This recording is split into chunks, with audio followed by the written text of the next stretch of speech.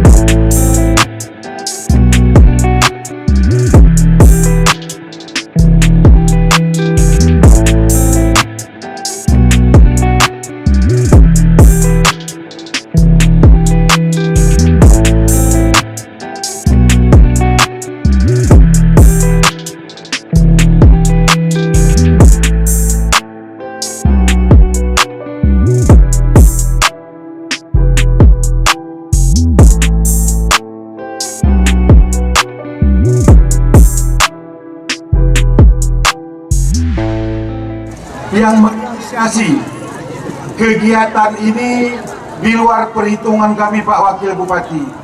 Yang kami rencanakan pesertanya hanya berkisar 100 orang. Alhamdulillah, rupanya masyarakat Aceh Tenggara cinta kepada olahraga. Hari ini juga kami laporkan kepada Bapak Wakil Bupati dan kita semua. Terima kasih atas bantuan daripada teman-teman.